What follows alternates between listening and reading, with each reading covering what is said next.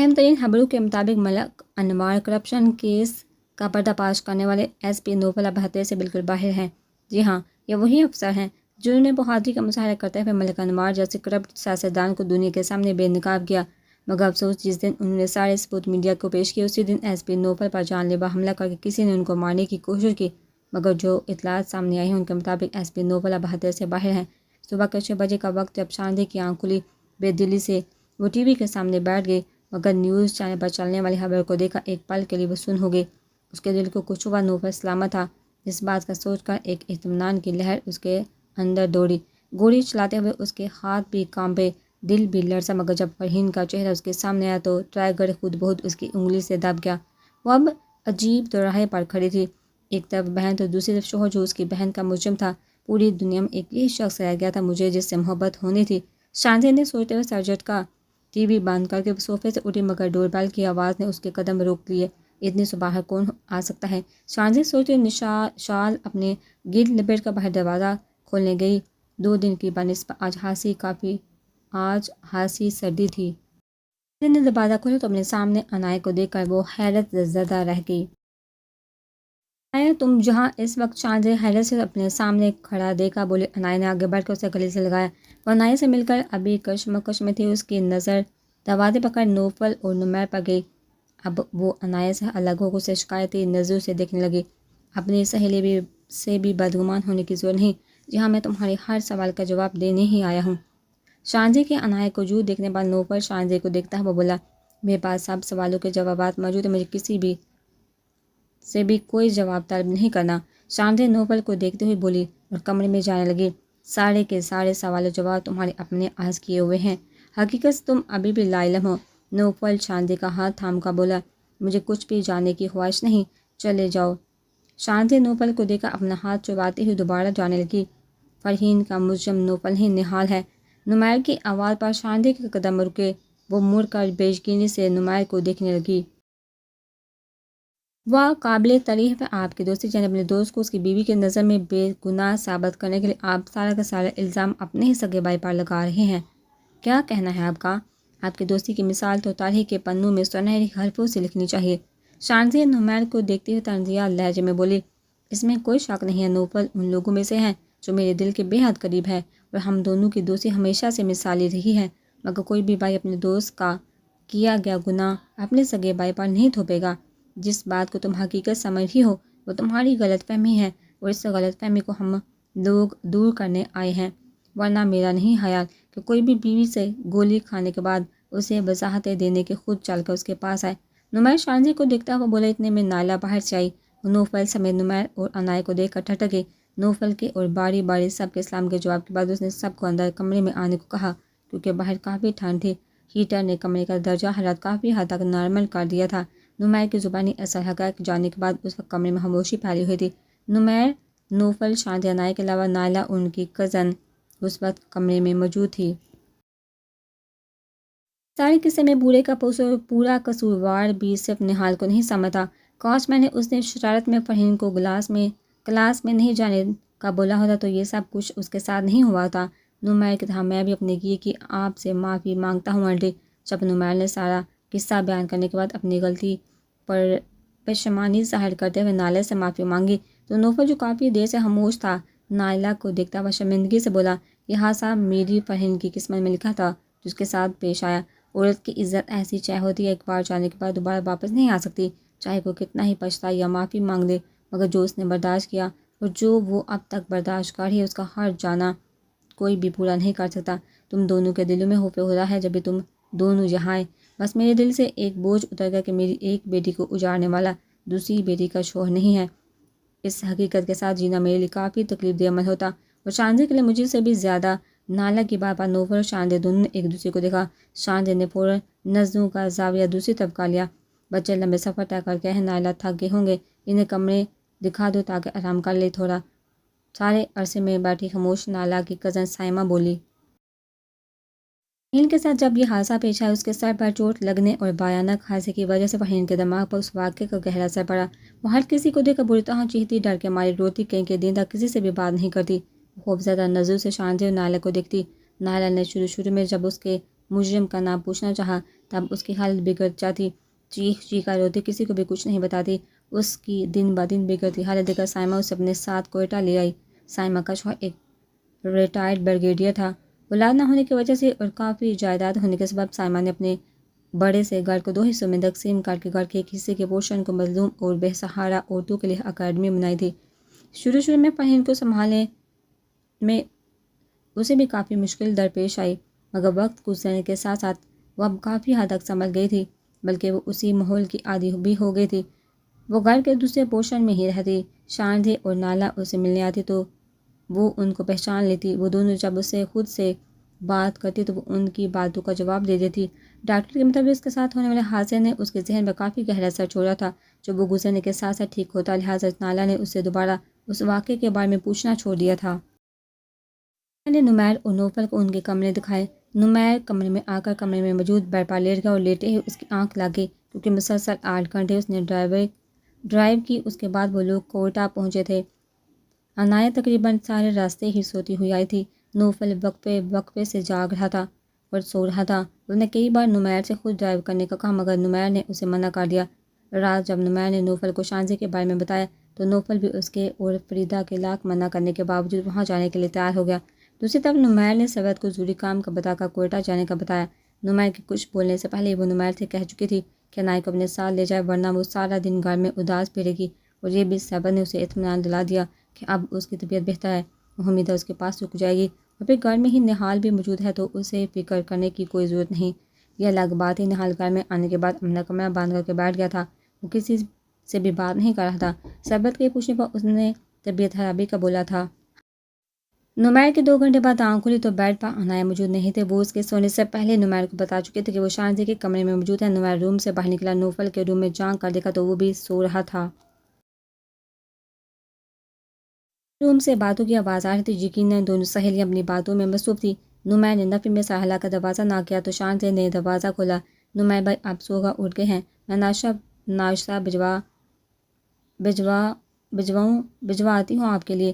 شانزے نمیر کو دیکھ کر کہنے لگی نہیں، ناشتہ تو راستے میں کر لیا تھا، آپ پلیز عنایت کو بھیج دیں، اور یہ نوفل کی میڈیسن ہے اسے دے دیجیے گا یاد سے۔ زخم دینے والا اگر اسے زخم پر مرہم رکھے تو زخم جلدی بڑھ جاتا ہے۔ نمیر اپنی جیکٹ کے پاکٹ سے میڈیسن نکال کر شانزے کو دیتا ہوا بولا تو شانزے اسے دیکھنے لگی۔ نمیر اسمال لے کر اپنے روم میں واپس چلا گیا۔ نوفل کے کھٹکے کی آواز سے آنکھ کھلی، کمرے میں کسی دوسرے کی موجودگی کا احساس ہوا تو اس کا ذہن بیدار ہوا۔ شانزے سائڈ ٹیبل پر ٹرے رکھ رہی تھی جس میں بریڈ کے پیس کے ساتھ دودھ کا گلاس اور اس کی میڈیسن رکھی تھی۔ اٹھ کر بیٹھو شانزے اور ناشتہ کرو تاکہ یہ میڈیسن لے سکو۔ کمرہ کافی ٹھنڈا ہو رہا تھا۔ وہ ہیٹر آن کرنے لگی۔ ہینڈ موو نہیں ہوگا مجھ سے، نمیر کو بلا دو، وہ ناشتہ کروا دے گا مجھے۔ نوفل اٹھ کر بیٹھ گیا اور شانزے کو دیکھتا ہوا بولا۔ نوفل کی بات سن کر شانزے نے خاموشی سے کمرے میں موجود چیئر کو بیڈ کے پاس رکھا۔ اس پر بیٹھ کر وہ نوفل کو اپنے ہاتھ سے ناشتہ کروانے لگی۔ ناشتہ کرواتے وقت وہ نوفل کو دیکھنے سے مکمل گریز برت رہی تھی، جبکہ نوفل شانزے کے ہاتھ سے ناشتہ کرتے ہوئے صرف اسی کو دیکھے جا رہا تھا۔ تم میرے بارے میں ایسا سوچ بھی کیسے سکتے ہو شانزے؟ تمہیں میں اتنا گھٹیا لگتا ہوں کہ کسی لڑکی کے ساتھ اس طرح کروں گا؟ شانزے ناشتہ کروانے کے بعد نوفل کو دبا کھلا کر ٹرے لے کر جانے لگے۔ تب نوفل اس کا ہاتھ پکڑ کر کھڑا ہوتا ہوا پوچھنے لگا۔ شانزے نظر اٹھا کر نوفل کو دیکھا، اس کی آنکھوں میں ندامت کے آنسو بھی تھے۔ سوری شانزے، نوفل کے گلے میں ہاتھ ڈال کر سینے سے لگتی ہوئی رونے لگی۔ نوفل نے اس کی کمر کے گرد اپنا دایاں ہاتھ رکھا۔ دنیا کی پہلی بیوی ہو تم جو شوہر کو گولی مارنے کے بعد اتنے پیار سے سوری بول رہی ہو۔ نوفل کے بولنے پر شانزے کے رونے میں مزید اضافہ ہوا۔ اس طرح اگر میرے سینے سے لگی روتی رہوگی تو تھوڑی دیر میں میں بھی رو جاؤں گا، تمہارے رونے کا احساس کرتے ہوئے نہیں بلکہ تکلیف سے۔ تم نے کافی دیر سے میرے زخم پر ہاتھ رکھا ہے، وہ مجھے بہت تکلیف ہو رہی ہے، نوفل نے جتنے آرام سے بولا۔ شانزے ایک دم 4 قدم پیچھے، اب وہ ہونکوں کی طرح نوفل کا چہرہ دیکھ رہی تھی جس پر درد کے آثار رقم تھے۔ وہ گھبراتی ہوئی دوبارہ نوفل کے پاس آئی، اس کی شرٹ کے بٹن کھول کر کندھے سے اس کی شرٹ نیچے کر کے دیکھنے لگی جہاں بینڈیج میں سے خون کا سرخ دھبا ابھرا ہوا تھا۔ شانزے کا دل ایک بار پھر ڈوبنے لگا، پھر اس کو رونا آنے لگا۔ وہ دوبارہ بہت آہستہ سے نوفل کے کندھے پر سر ٹکا کر رونے لگ گئی۔ اب بس یوں کھڑے کھڑے روتے رہنا ہے یا پھر میرے زخم پر مرہم بھی رکھنا ہے؟ نوفل نرم لہجے میں شانزے سے پوچھنے لگا۔ شانزے نے بغیر آنسو صاف کیے آہستہ سے نوفل کے کندھے پر اپنے ہونٹ رکھ دیے۔ تمہیں معلوم ہے بستر کی گولی لگی تو یہاں بہت درد ہوتا ہے۔ نوفل نے شاندی کی کمر سے ہاتھ ہٹا کر اپنے دل کے مقام پر انگلی رکھتے ہوئے سنجیدگی سے بتایا۔ شاندی آنکھوں میں آنسو لیے نوفل کو دیکھنے لگی۔ نوفل بھی اسی کو دیکھ رہا تھا۔ شاندی نے اس کی انگلی ہٹا کر دل کے مقام پر اپنے ہونٹ رکھے، پھر پیچھے ہو کر اپنے آنسو صاف کرتے ہوئے نوفل کی شرٹ کے بٹن بند کرنے لگی۔ تمہیں معلوم ہے گولی لگنے کے بعد میں نیچے گرا تھا، تب میرا یہ گال بہت زور سے فرش پر لگا تھا۔ نوفل اب بھی چہرے پر سنجیدگی لائے اسے دیکھتا ہوا بتانے لگا۔ شاندی نے اس کی دکھ بھری داستان سن کر ایک بار پھر اپنے ہونٹ اس کے گال پر رکھ دیے۔ نوفل نے دوبارہ اس کی کمر کے گرد بازو حل کیا۔ ایک تو مسئلہ یہ ہے، مرد روتا ہوا بہت برا لگتا ہے۔ تمہیں معلوم ہے جب میں ہوش میں آیا تو مجھے اتنا درد ہو رہا تھا، مگر میں پھر بھی نہیں رویا۔ کتنا برداشت کیا میری آنکھوں نے۔ وہ ابھی چہرے پر سنجیدگی طاری کیے شاندی کو دیکھتا ہوا بولا۔ شاندی نے باری باری اس کی دونوں آنکھوں پر اپنے ہونٹ رکھے۔ مجھے معلوم ہے ہوش میں آنے کے بعد ڈاکٹر نے 3 گھنٹے کے لیے مجھے کچھ بھی کھانے پینے سے منع کیا۔ مجھے کتنی پیاس لگ رہی تھی اس وقت۔ نوفل سنجیدگی سے شاندی کے ہونٹوں کو دیکھتا ہوا بولا۔ اب تم بہت زیادہ فری ہو رہے ہو نوفل، شرافت سے بیڈ پر واپس بیٹھ جاؤ۔ شاندی بھی اتنی ہی سنجیدگی سے نوفل کو دیکھ کر کہنے لگی، جس پر نوفل مسکرایا۔ آج میرا ہی دن ہے فری ہونے کا۔ شرافت سے اپنے ہونٹوں سے میری پیاس بجھا دو، ورنہ میری بے وقت کی بھوک سے تم اچھی طرح سے واقف ہو۔ نوفل نے اس کی سنجیدگی سے دھمکی دیتے ہوئے کہا۔ شرم کرو نوفل، اپنی حالت دیکھو، گولی کھا کر بھی تمہارے ارمان نہیں نکلے۔ بیٹھو یہاں سکون میں، مجھے بینڈیج کرنے دو۔ وہ نوفل کو بیڈ پر بٹھا کر فرسٹ ایڈ باکس لینے گئی تو نوفل مسکرانے لگا۔ تب اس کے موبائل پر نہال کی کال آئی۔ کچھ سوچ کر اس نے کال ریسیو کی۔ چین نہیں ہے تمہیں؟ واپس آؤ کمرے میں، نمیر نے دوسری بار ڈانٹتے ہوئے عنایت کو بولا تو وہ منہ بنا کر بیڈ پر واپس آ کر بیٹھ گئی۔ نمیر سے شاندی کے کمرے سے بلانے کے بعد خود ریلیکس ہو کر بیڈ پر لیٹ گیا۔ اس وقت باتوں کا موڈ ہرگز نہیں تھا، کیونکہ مسلسل 8 گھنٹے کے ڈرامے کے بعد 2 گھنٹے کی نیند لے کر بھی تھکن نہیں اتری تھی، جبکہ عنایت سارے راستے گہری نیند میں سوتی آئی تھی، اس لیے وہ اس وقت بالکل فریش تھی۔ وہ نمیر کو بیڈ پر لیٹا ہوا دیکھ کر 2 دفعہ دروازے تک گئی تاکہ شاندی کے پاس جا کر اسے باتیں کرنے لگے، مگر وہ دونوں ہی دفعہ نمیر نے اسے جھٹک کر بیڈ پر بیٹھنے کے لیے کہا۔ کیا ہے نمیر، آپ کو نہ خود آپ مجھ سے بات کریں اور نہ مجھے شاندی کے پاس جانے دے رہے ہیں؟ عنایت تنگ آ کر نمیر سے بولی تو وہ عنایت کو گھورنے لگا۔ کیا کرنا ہے تمہیں شاندی کے پاس جا کر؟ اپنے شوہر کے کمرے میں موجود ہوگی وہ، تم بھی شرافت سے یہیں بیٹھے رہو۔ نمیر اس کے پھولے ہوئے منہ کو دیکھا آنکھیں دکھاتا ہوا بولا۔ اگر وہ اپنے شوہر کے پاس موجود ہوگے تو نوفل بھائی آپ کی طرح سو نہیں رہے ہوں گے۔ عنایت کو اس وقت نمیر کے سونے سے چڑ ہونے لگی۔ تمہیں بڑا معلوم ہے نوفل بھائی کا کہ وہ اس وقت سو نہیں رہے ہوں گے۔ ویسے اگر تم چاہو تو میری نیند آسانی سے دور بھگا سکتی ہو۔ نمیر نے اپنی طرف عنایت کا بازو کھینچا تو وہ اس کے سینے پر آ کر گری۔ اف نمیر، کیا ہو گیا آپ کو؟ ہم یہاں پر گیسٹ ہیں، کچھ خیال کریں۔ عنایت نمیر کو ایک دم چارج ہوتا دیکھ کر گھبرا کر بولی۔ اس نے اٹھنے کی کوشش کی تو نمیر نے اس کی کمر پر اپنا ہاتھ رکھ کر اس کی کوشش ناکام بنا دی۔ تو کون سا ہم گیسٹ کے سامنے کچھ کریں جو وہ برا مانیں گے؟ اور ابھی تم نے خود ہی تو کہا کہ نوفل بھائی کون سا سو رہے ہوں گے۔ دوسری بار اس کی نیند حرام کرنے پر نمیر اب اس کو بخشنے کا ارادہ نہیں رکھتا تھا۔ کیسی باتیں کر رہے ہیں آپ؟ میں نے کب کہا کہ وہ لوگ ایسا ویسا کچھ کر رہے ہیں؟ پلیز مجھ سے باتیں کرے نا نمیر، میں بور ہو رہی ہوں۔ عنایت کی بات سن کر نمیر اس کی کمر سے اپنا ہاتھ ہٹا کر عنایت کا سر اپنے سینے پر رکھا۔ کرو باتیں، کیا باتیں کرنی ہیں تمہیں؟ نمیر نے اپنا ایک ہاتھ اپنے سر کے نیچے رکھا اور دوسرا ہاتھ عنایت کے کندھے کے گرد لپیٹتا ہوا بولا۔ تو مجھے بتائیے فرحین، آپ بھی اس رات آپ سے کلاس روم میں کیوں ملنے آنا چاہ رہی تھی؟ مطلب انہیں کیا ضروری بات کرنی تھی؟ عنایت نمیر کے سینے پر سر رکھ کر اس سے پوچھنے لگی۔ تب چونک کر نمیر نے عنایت کے سر کو دیکھا۔ یہ کون سی پرانی باتیں لے کر بیٹھ گئی ہو یار تم؟ نمیر نے ٹالتے ہوئے اس کا جواب دیا۔ یہ بات اس کے لیے آج بھی بے معنی تھی۔ پہلے کی طرح شاندی کی سسٹر آپ کو لائک کرتی تھی نا نمیر؟ عنایت نمیر کے سینے سے سر اٹھا کر اسے دیکھتے ہوئے پوچھنے لگی۔ نمیر سے کوئی جواب دیے بغیر خاموشی سے دیکھنے لگا۔ مطلب کرتی تھی؟ عنایت نمیر کی خاموشی سے دیکھنے پر خود سے ہی بولی۔ میں نے کبھی اس کے بارے میں ایسا نہیں سوچا۔ اب خاموش ہو کر لے جاؤ۔ نمیر دوبارہ اس کا سر اپنے سینے پر رکھتا ہوں بولا، ورنہ آبی بھی تو آپ کو لائک کرتی ہے نا نمیر؟ عنایہ دوبارہ سر اٹھا کر اس کو دیکھتے ہوئے کہنے لگی تو نمیر اس کو گھورنے لگا، تمہارا شوہر تمہیں لائک کرتا ہے؟ یار تمہارے لیے یہ بات معنی رکھنی چاہیے۔ نمیر نے پہلے سوچا وہ اس کو اسی کی باتوں سے تنگ کرے، مگر عنایہ اتنی معصوم شکل بنا کر اسے باتیں کر رہی تھی کہ اسے اپنی بیوی کو اپنی چاہت کا یقین دلانا پڑا۔ تو پھر منال آبی کو آپ نے اپنی جیکٹ کیوں دی؟ مجھے ذرا اچھا نہیں لگا تھا جب انہوں نے وہ جیکٹ مجھے واپس کی۔ عنایہ خود سے نمیر کے سینے پر سر رکھ کر کہنے لگی تو نمیر نے جھک کر اس کے سر کو چوما۔ یار تم بھی ابھی تک اس بات کو لے کر بیٹھے ہو؟ انہیں مجھے باہر واک کرنے کا بولا، میں اس کے ساتھ واک کرنے لگا۔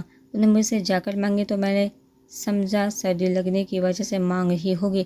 مجھے اس کی نیت کا اندازہ نہیں تھا، وہ اور کوئی دوسری چیز مانگتی تو میں ہرگز نہیں دیتا، مگر اس کے فضول قسم کی ڈریسنگ کو دیکھتے ہوئے میں نے اسے اپنی جیکٹ دے دی، جس کا اس نے پورا فائدہ اٹھا کر تمہیں بیوقوف بنایا اور الٹی سیدھے باتیں کی تم سے۔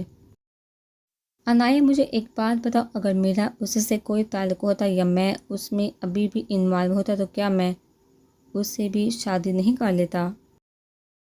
ویل سیٹلڈ ہوں، 2 بیویاں آرام سے رکھ سکتا ہوں، مگر میرا معیار ان مردوں کی تو ہرگز نہیں کہ کوئی مجھ پر کسی دوسری چیز کو پھونکے دے اور میں اسی کے پیچھے مرا جاؤں۔ منال نے اپنے کیریئر کو چنا، میرا ساتھ چھوڑا، اب میں زندگی میں کبھی بھی اس کی طرف دوبارہ مائل نہیں ہو سکتا۔ نمیر نے عنایہ کو مکمل وضاحت کے ساتھ منال کی طرف سے اطمینان دلایا، مگر عنایہ دوبارہ اس کے سینے سے سر اٹھا کر بیٹھ گئی اور کنفیوز ہو کر نمیر کو دیکھنے لگی۔ وہ تو ٹھیک ہے، مگر آپ نے 2 شادیوں کی بات کیوں بولی؟ ویل سیٹلڈ ہونے کا یہ مطلب تو نہیں آدمی 2 شادیاں کرے۔ عنایہ نمیر کو دیکھتی بولی، جس پر نمیر کے لبوں کو مسکراہٹ چوبی۔ چندہ مثال دے رہا تھا تمہیں سمجھانے کے لیے، میرا آگے ایسا کوئی ارادہ نہیں، تمہاری قسم۔ نمیر نے دوبارہ اس کا بازو پکڑ کر اپنے قریب کیا اور دوبارہ اس کا سر اپنے سینے پر رکھا۔ ایسی فضول کی مثالیں دے کر کوئی ڈراتا ہے اپنی بیوی کو؟ عنایہ اس کے سینے پر سر رکھ کر شکوہ کرنے لگی، تمہیں کیا ضرورت ہے ڈرنے کی؟ اپنی سہیلی سے پستل چلانا تم بھی سیکھ لو، ذرا سا بے شک ہوا تو اڑا دینا مجھے۔ نمیر مزے سے مشورہ دیتا ہوا بولا، جس پر عنایہ نے اللہ نہ کرے بول کر اس کے ہونٹوں پر اپنا ہاتھ رکھ دیا۔ کب تک کا ارادہ ہے واپس نکلنے کا؟ صبح ناشتے کی میز پر ان چاروں کے علاوہ نائلہ اور سائمہ بھی موجود تھے۔ تب نوفل سے نمیر پوچھنے لگا، ابھی بہت ضروری کام باقی ہیں، اس کے بعد چلتے ہیں؟ نمیر کے جواب میں نوفل بولا تو سب اس کی سمت دیکھنے لگے۔ اس سے پہلے وہ اپنی بات کی وضاحت کرتے اس کے موبائل پر کال آنے لگی۔ ٹھیک ہے میں آتا ہوں، نوفل موبائل پر بولتا ہوا باہر دروازہ کھولنے گیا۔ نوفل کے ساتھ اندر آنے والے شخص کو دیکھ کر سب حیرت زدہ رہ گئے۔ سب سے پہلے شاندے کرسی سے اٹھی اور چلتی ہوئی نہال کے پاس آئی۔ اس سے پہلے وہ اس پر چپڑتی یا اس کا گریبان پکڑتی، نوفل نے شاندے کو دونوں ہاتھوں سے پکڑتے ہوئے قابو کیا۔ شاندے رکو، میری بات سنو۔ نوفل شاندے کو پکڑتا ہوا بولا۔ سب اپنی جگہ کرسی سے اٹھ کر کھڑے ہوئے تھے۔ چھوڑو مجھے نوفل، اس شخص نے میری بہن کی زندگی برباد کی، میں اسے نہیں چھوڑوں گی۔ شاندے کا بس نہیں چل رہا تھا، وہ اپنے سامنے کھڑے نہال کا منہ نوچ لے۔ یقیناً وہ ایسا ہی کرتی یا اس سے بھی برا اگر نوفل نے اس کے ساتھی سے دونوں ہاتھ نہیں پکڑے ہوتے۔ وہ یہاں معافی مانگنے آیا ہے، نوفل اسے پکڑتے ہوئے سمجھانے لگا۔ تب چاند نے نوفل کو دھکا دے کر زور سے چیختی، کس بات کی معافی؟ اس شخص کا گناہ معافی لائق ہے؟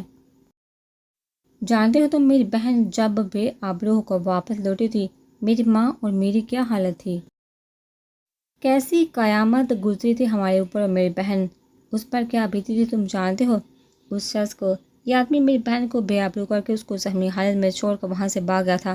آپ بھی ہر میل ڈاکٹر کو دیکھا، ہر آدمی کو دیکھا، زور زور سے چیخیں مارتی تھی۔ اس حادثے نے میرے بہن کے دل میں مرد ذات کے لیے خوف بٹھا دیا، وہ ہمیں دیکھ کر روتی تھی۔ اب 6 سال گزرنے کے بعد وہ نارمل ہوئی ہے، مگر وہ نارمل ہونے کے باوجود اب بھی نارمل نہیں، وہ مسکرانا بھول گئی ہیں، خوش ہو یا دکھی وہ کوئی ری ایکٹ نہیں کرتی، صرف تمہاری اس دوست کی وجہ سے۔ شاندے نے نوفل کو بولتے ہوئے نہال کی طرف روح کر کے فرش پر تھوکا۔ نہال آنکھوں میں ندامت کے آنسو لیے شرمندگی سے سر جھکا گیا۔ کمرے میں ایک پل کے لیے خاموشی چھا گئی۔ شاندے اپنے آنسو صاف کرتے ہوئے کمرے سے چلی گئی، جبکہ نائلہ روتی ہوئی دوبارہ کرسی پر بیٹھ گئی۔ نہال چلتا ہوا نائلہ کے پاس آیا اور نائلہ کے قدموں میں بیٹھ گیا۔ میرا گناہ معافی لائق نہیں، میں نے بہت برا کیا آپ کی بیٹی کے ساتھ، میں فرہین کا گناہ گار ہوں، مجھے اپنے کیے گئے اس گناہ کا پچھتاوا پچھلے 6 سالوں سے اتنا نہیں ہوا جتنا 2 دن سے ہو رہا ہے۔ اندر سے بہت بے سکونی محسوس کروں مجھے معلوم ہے آپ مجھے معاف کریں یا نہ کریں، مگر اب میں کبھی بھی اپنا سر نہیں اٹھا پاؤں گا کسی کے بھی سامنے۔ آپ کے لیے مجھے معاف کرنا بہت مشکل ہوگا، مگر میں چاہتا ہوں آپ مجھے معاف کر دیں۔ اگر دل سے معاف نہیں کر سکتی تو کم از کم منہ سے بول دے آپ نے مجھے معاف کیا، شاید مجھے سکون مل جائے۔ نیہال آنکھوں میں ندامت کے آنسو لیے ہاتھ جوڑ کر نائلہ کے سامنے معافی مانگنے لگا۔ ایک ماں اتنا بڑا دل کیسے لا سکتی ہے؟ جس شخص نے اس کی بیٹی کی عزت کو پامال کیا اس کو معاف کرتے بہت مشکل عمل ہے یہ۔ اگر میرے بولنے سے تمہیں سکون ملتا ہے تو ٹھیک ہے، میں بول دیتی ہوں میں نے تمہیں معاف کیا، اور کوشش بھی کروں گی تمہیں معاف کر دوں۔ اللہ معاف کرنے والوں کو پسند کرتا ہے۔ نائلہ اٹھ کر وہاں سے شاندی کے پاس چلی گئی۔ اس کے پیچھے سائمہ اور نوفل نے آگے بڑھ کر نہال کے کندھے پر ہاتھ رکھا۔ نہال نے اپنے آنسو صاف کر کے اسے دیکھا۔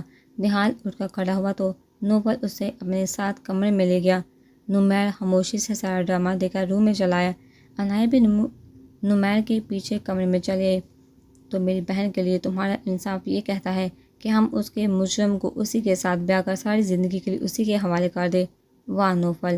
شام میں جب نمیر، عنایت، شاندی، نائلہ، سائمہ موجود تھے تب نوفل نے نائلہ سے فرحین کے لیے نہال کی بات کی، جس کا سن کر سب اپنی جگہ حیرت زدہ ہوئے، مگر شاندی نوفل کی بات پر فوراً بولی۔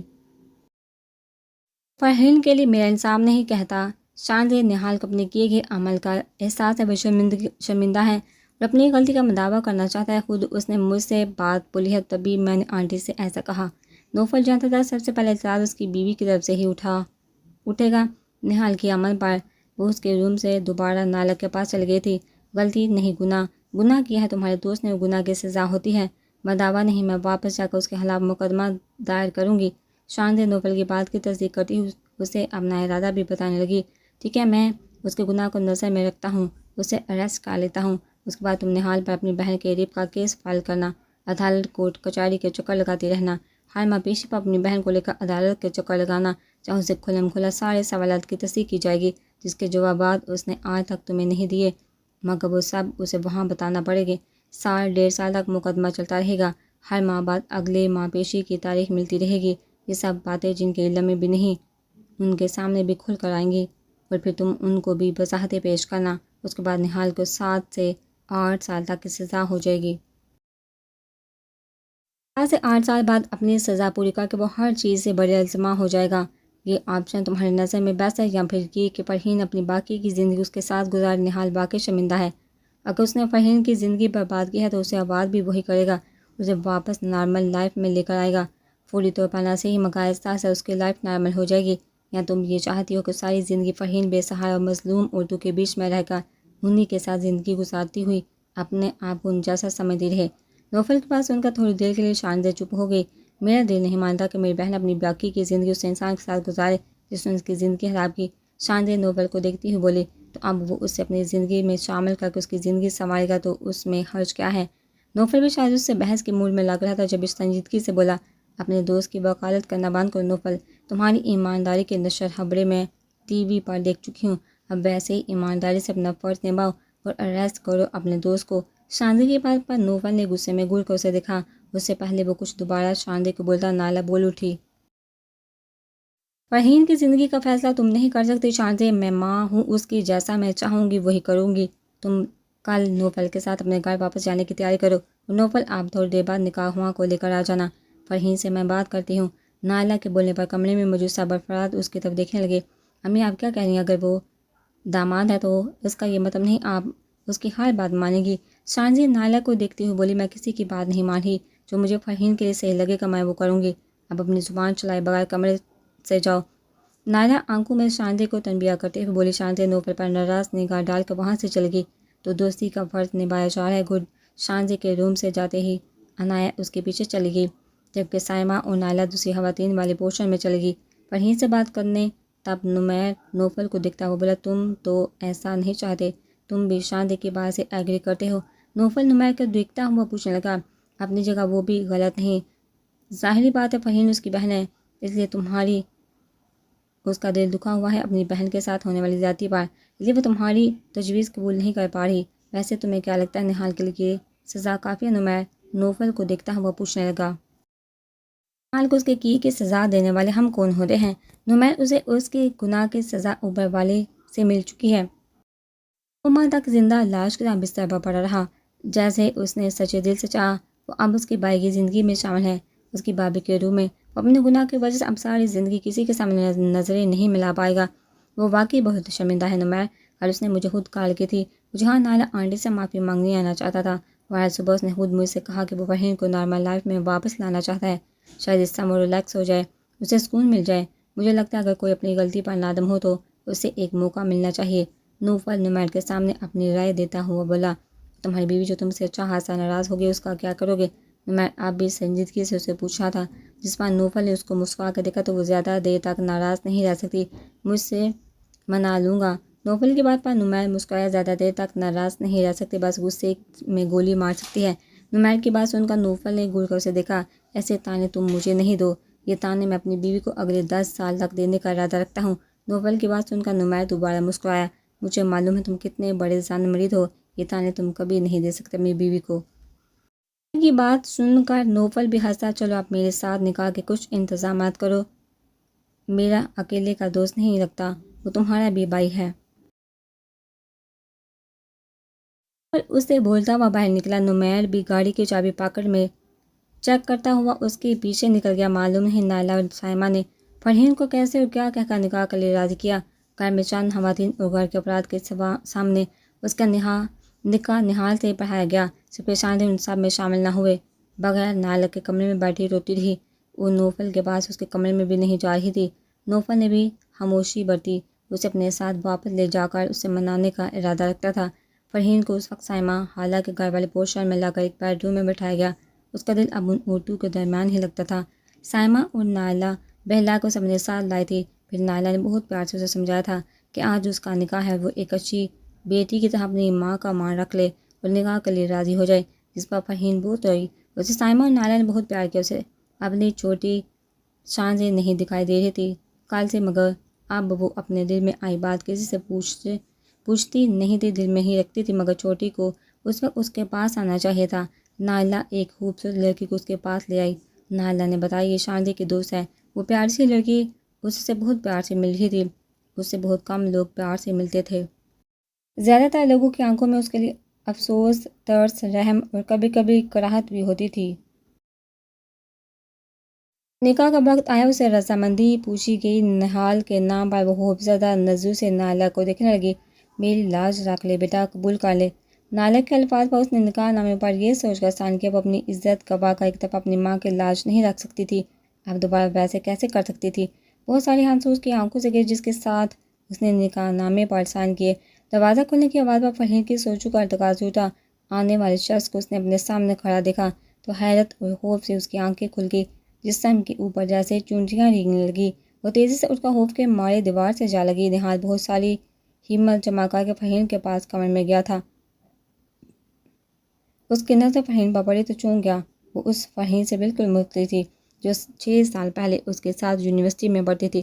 وقت اور حالات نے اسے اس عمر سے بڑا کر دیا تھا، اور وہ اپنی عمر سے 3-4 سال بڑی لگ رہی تھی۔ دبلی پتلی ہڈیوں کا ڈھانچہ، وقت سے پہلے جگہ جگہ بالوں میں آئی چاندنی، چہرے کی رونق بھی اس حادثے نے چھین لی تھی۔ اس کی حالت دیکھ کر نہال کو مزید پچھتاوے نے گھیرا۔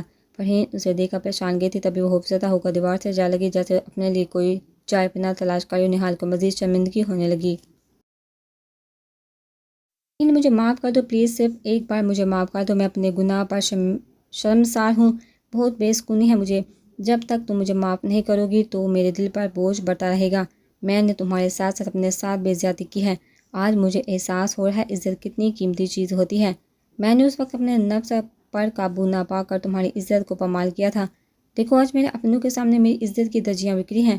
میں نمیر، عنایہ، نوفل، شاندی کسی سے بھی نظر نہیں ملا پا رہا، میں اسی کا مستحق ہوں، مستحق ہوں کیونکہ میں نے تمہارے ساتھ بہت غلط کیا، پلیز مجھے معاف کر دو۔ نہال فرحین کے قریب آ کر اس سے معافی مانگنے لگا، وہ دیوار سے چپک کر نیچے فرش پر بیٹھتی چلی گئی۔ اب وہ دونوں ہی زمین پر بیٹھے ہوئے رو رہے تھے۔ نہال واقعی اپنے گیے پر نادم تھا، اس کے سامنے زمین پر بیٹھا ہاتھ جوڑ کر رو رہا تھا، تم نے میری عزت نہیں چھینی، مجھ سے میری زندگی کی ہر خوشیوں سے محروم کر دیا، میرا دل اندر سے مار دیا، میری مسکراہٹ تم چھین چکے ہو، زندگی کی امنگ، زندہ رہنے کی خواہش، سب کچھ اب کچھ اچھا نہیں لگتا مجھے کسی چیز کی چاہ نہیں بچی. تم مجھ سے معافی مانگ رہے ہو. میرے پاس بچا کیا ہے تمہیں دینے کے لیے؟ تم میرا سب کچھ چھین چکے ہو نہال. اب تمہیں مجھ سے معافی چاہیے. ٹھیک ہے، میں نے تمہیں معاف کیا. مختصر سے جملے بولنے والی فرحین 6 سال بعد بولی تھی. باقی تم سے سب کچھ چھین چکا ہوں. میں اس لائق نہیں کہ مجھے معاف کیا جائے، مگر میں وعدہ کرتا ہوں تم سے تمہارا دل دوبارہ آباد کر دوں گا. تمہارے ہونٹوں سے مسکراہٹ چھینی ہے تو میں ہی ان پر مسکراہٹ لے کر آؤں گا. تمہاری زندگی میں خوشیوں کا رنگ بھر دوں گا. تمہیں دوبارہ زندگی سے پیار ہو جائے گا. پرامس ہے میرا تم سے. نہال اپنے چہرے سے آنسو صاف کرتا ہوا یہ سب فرحین سے نہیں خود سے عہد کر رہا تھا. اس نے جب فرحین کے آگے ہاتھ بڑھایا تو فرحین نے روتے ہوئے اسے دیکھ کر نفی میں سر ہلایا. نہال نے آگے بڑھ کر اس کا ہاتھ تھاما. فرحین کو مزید رونا آیا تو نہال اس کے آنسو پوچھنے لگا.